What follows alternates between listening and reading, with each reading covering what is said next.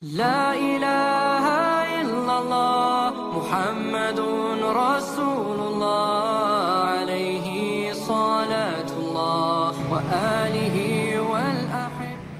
Orang kawin ini anak muda, Rian kan masih usia muda banget ya. Nah ini biasanya kita kawin karena dasarnya karena kita cinta, betul nggak? Di Indramayu biasa pacarannya 7 tahun, setelah kawin 3 bulan cerai lagi. Jadi lebih lama pacarannya ya. Ini kegagalan. Lah kenapa?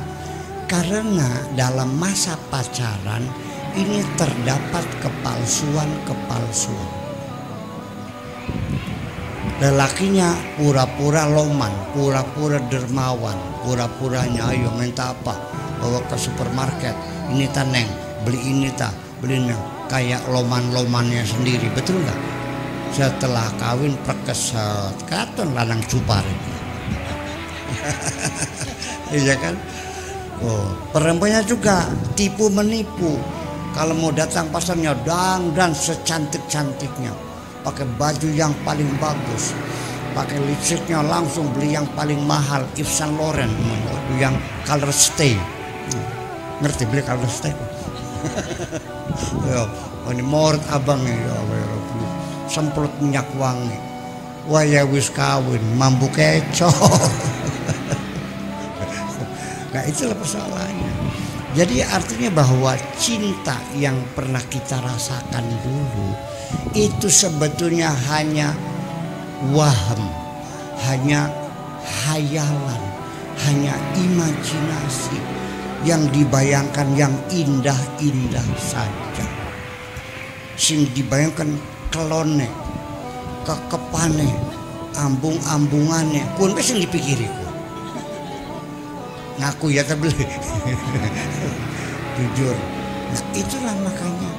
Jadi imajinasi yang indah, namanya orang cinta ya Allah, dalam bocah batu cangkemnya kayak kepundung kepetek kan, Masya Allah. Wah ini muncul kan indahnya bibirmu, waduh suara rayuan gombal ke sehari bisa 50 kali I love you itu bilang, I love you, cinta indah, tapi itu semuanya hanya imajinasi. Itulah makanya pada masa cinta pertama itu masa kepalsuan. Iya, saya tidak yakin umur 16 tahun sudah matang. Ya, masih sedang masa puber kok.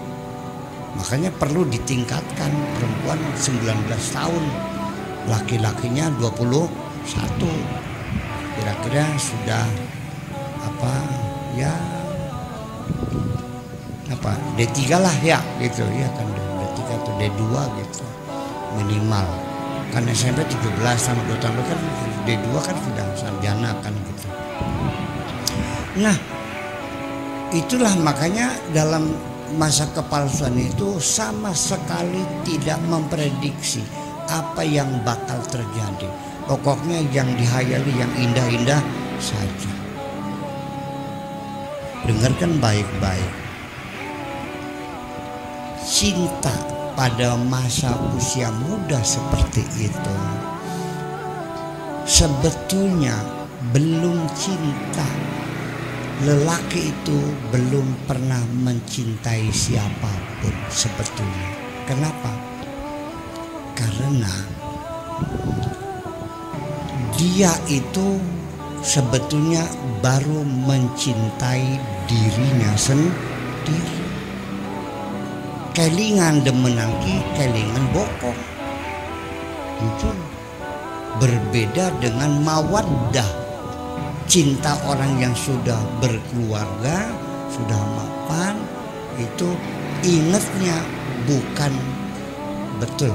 Kalau sudah menjadi suami istri, coba kalau dalam telepon, halo ma, gimana kabarnya? Anak-anak sudah pada tidur belum? Udah pada mandi? Udah. PR-nya dikerjakan belum? Ya. Dan ini belanja kurang nggak? Kalau kurang utang aja dulu di warung dulu gitu ya. Kalau saya lupa nggak ngasih uang jajan. Yang dipikirkan anak sudah makan belum, istri pengen. Iya. Kenapa? Cinta kita sudah berbeda. Itu baru cinta, baru mawaddah. Karena cinta itu adalah keinginan untuk berkorban, untuk membahagiakan orang lain. Bahkan bocah noma, anak muda mah cintanya itu ingin menyenangkan dirinya sendiri. Kayak yang depanku pengen ngeremet barangnya. Paham gitu? Jujur gini maksudnya, jangan tertipu. Ya, jadi hati-hati. Nah itulah makanya kegagalan itu hayalan terlalu tinggi yang indah-indah, ya kan gitu. Dengan buah dada yang montok, bokong yang bahenol, betisnya yang ngelop. Bahasa Indonesia apa ngelop? Iya, mulus lah gitu. Itu yang terbayang.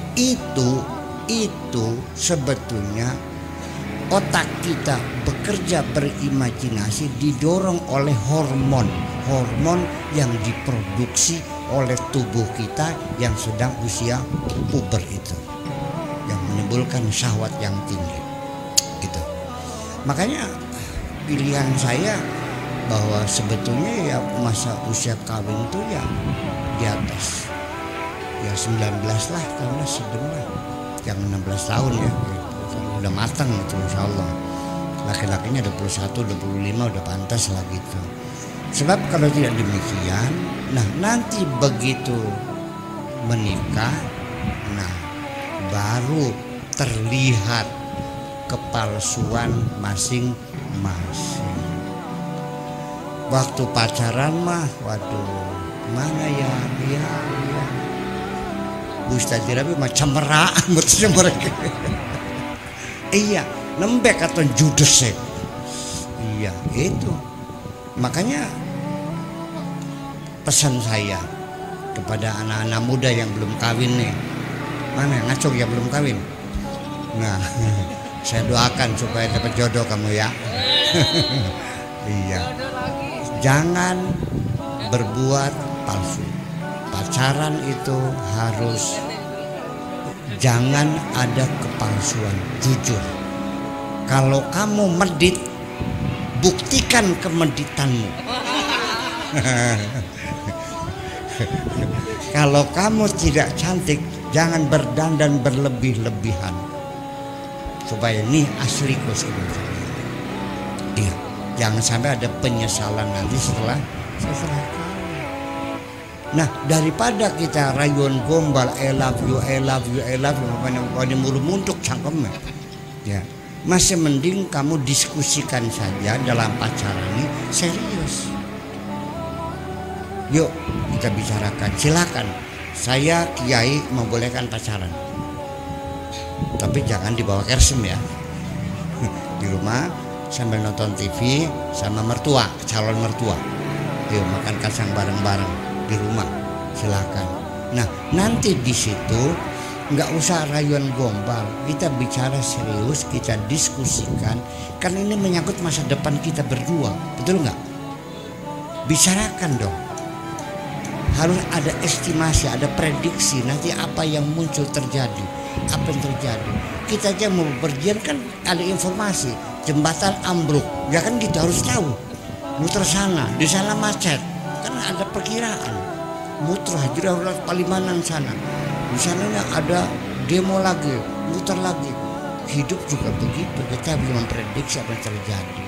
Jadi daripada rayuan gombal yang gak puguh ini, sebaiknya coba bicara serius. Neng, aku cinta kamu, kamu cinta aku, kita sama-sama cintainya dan kita mau kawin. Lalu bagaimana? Yuk kita bicarakan. Mulai mas kawinnya berapa? Ya kan begitu. Kawinnya tanggal berapa, hari apa, di mana kawinnya, biayanya semua tolong dihitung bersama, ya dong. Undangannya berapa, ya dong. Betul nggak? Ya. Nah, lalu setelah itu kita mau tinggal di mana? Awas. Ikut sama kamu dengan mertua atau kamu ikut saya? Kenapa?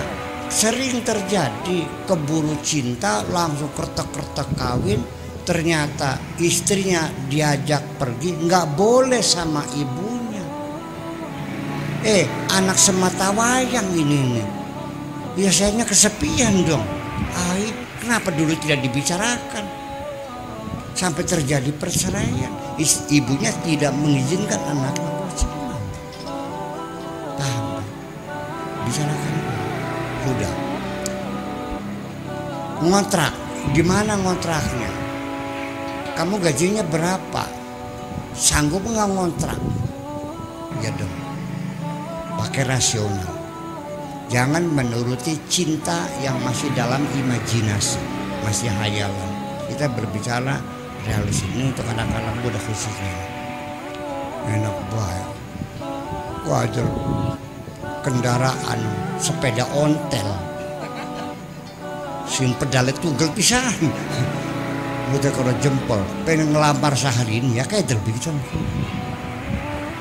Iya dong. Ya. Dan perempuan juga, saya tidak mengajari materialistis, tapi cari laki-laki yang sudah matang. Jangan masih nganggur. Maksud saya bukan kaya, yang penting ada pekerjaan. Sekalipun becak, yang jelas berapa penghasilannya. Sehari 50.000, kali sebulan 1,5 juta, lumayan bisa hidup. Makanya dengan tempe juga enak kok. Jangan nganggur gur masih minta duit sama orang tua. Sekalipun dia anak orang kaya, kalau dia masih nganggur, amit-amit pegel konek. Ya itu sudah. Setelah itu kita bicarakan ngontrak. Ngontraknya di mana? Nanti usahanya apa? Dan nanti yang paling serius, sebelum melangkah nikah, sepakati dulu nanti manajemen keuangan rumah tangga bagaimana modelnya. Apa lanang cupar, apa raja wadon, apa digabung bareng-bareng, apa dewek-dewek. Yuk kita sepakati. Ada nggak di sini sebelum kawin berdiskusi dengan pacar yang seperti ini? Kenapa? Ya itu, karena pikirannya masih dibungkus dengan hayalan-hayalan yang indah.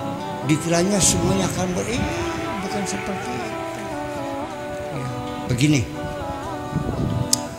dalam syariat Islam memang tidak ditunjukkan, tidak ditetapkan manajemen keuangan model apa. Silakan disepakati bersama. Tetapi biasanya itu secara alami, kalau yang perempuannya kaya raya, suaminya melarat, bantat, biasanya raja wadon.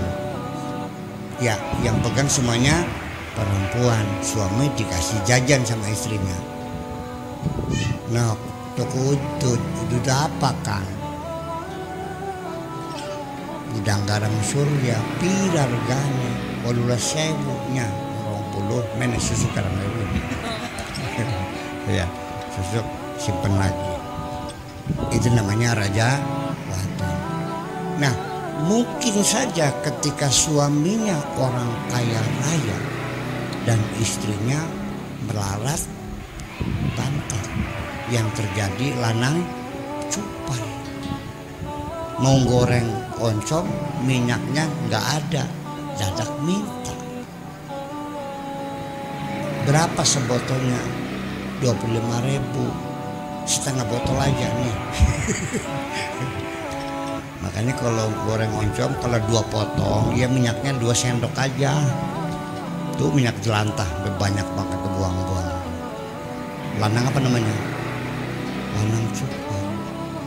Nah, ketika suaminya dan istrinya sama membawa harta atau sama-sama punya pekerjaan, istrinya pegawai negeri guru SD, suaminya pegawai negeri guru SMP, masing-masing menghasilkan uang. Ada 2 kemungkinan.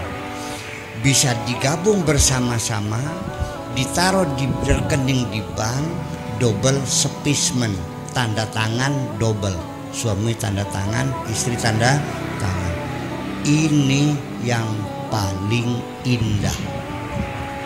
Jadi suami menggunakan uang sepengetahuan istri, istri ngambil uang sepengetahuan suami, saling mengontrol.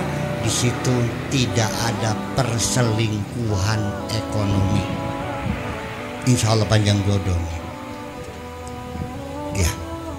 Atau masing-masing. Nah, saya cerita bukan katanya, tapi yuyut saya. Itu sama-sama kayanya, sawahnya banyak. Jadi apa ya? Istri nyawa sendiri, gudangnya sendiri, suami nyawa sendiri, gudangnya sendiri, jual padi sendiri, dipakai sendiri, tapi suami istri bisa kok bahagia. Istri nggak pernah minta uang sama suami, suami tidak pernah minta uang sama istri, uangnya istri, ini yang suami uangnya suami, sini belanja sesuka dia, suka dia. Yang kawin orangnya, hartanya tidak kawin. Yang paling bagus mana? Yang paling bagus menurut saya ini gabungan. Artinya saling mengontrol. Sebab 40% sebab perceraian, gagalnya kehidupan rumah tangga, 40% didominasi urusan duit. Betul nggak? Iya. Nomor 2 kalau di Indramayu, intervensi orang tua, dipaksa kokon pegatan bapaknya. Itu penyakit juga. Nggak tahu ini sama nggak dengan Indramayu? Sama. Pulang. Makanya kalau orang tua intervensi, tradisinya begitu, memaksakan cerai, kamu harus bisa jadi alap-alap, cetol, lu masih ngadu aja nongkrong di jalur mana kan anaknya. Mbung ngontrak mau Jakarta mana itu. Nah itulah sebabnya tahapan pertama, langkah pertama cinta yang indah, pacaran lama-lama, rayuan gombal, nggak pernah, begitu nikah, nah baru di situ dia menghadapi kenyataan secara rinci.